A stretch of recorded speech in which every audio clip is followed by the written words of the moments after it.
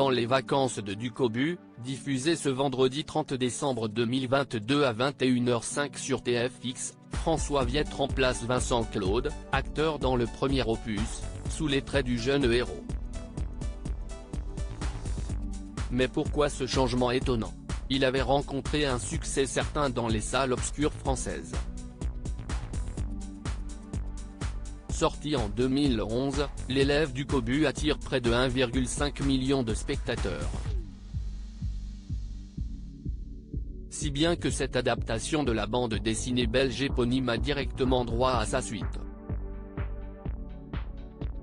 Déjà derrière la caméra pour le premier volet, Philippe de Chauvron rempile pour ses nouvelles aventures du cancre en pull rayé jaune et noir. Pourtant, celui qui mettra en scène la saga Quest Ce qu'on a fait au bon Dieu, opère un changement plus qu'important. Dans ce deuxième opus intitulé Les vacances de Ducobu, le jeune Vincent Claude, qui incarnait ce héros sans prénom dans L'élève Ducobu, cède sa place à François Viète. Un choix qui peut paraître étonnant, mais finalement logique. Deux figurants à tête d'affiche. Pourquoi une telle décision? La raison est simple. À la sortie du premier film, Vincent Claude a presque 13 ans, un âge où l'on grandit vite. Un peu trop, même. La morphologie du jeune comédien ne correspond plus à celle du personnage au pull rayé noir et jaune.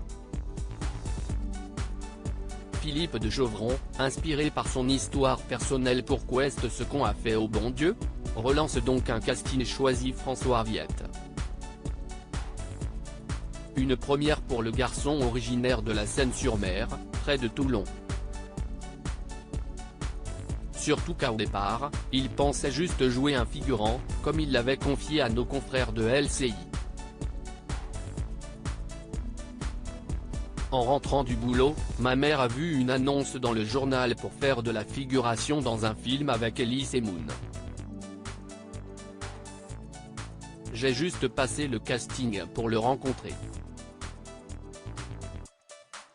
Je ne savais même pas ce que ça voulait dire, figurant.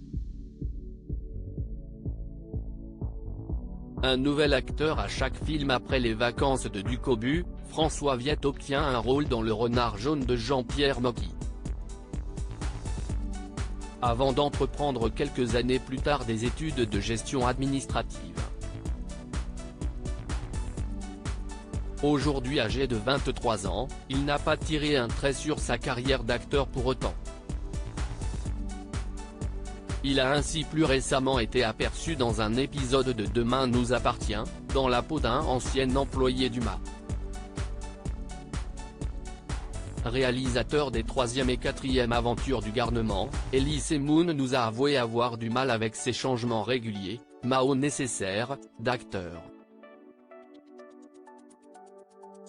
C'est ce que je déteste le plus.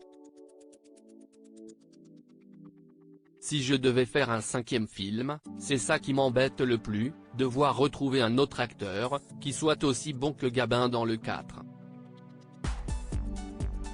Je m'attache à ces enfants et ensuite il faut les lâcher, c'est dur.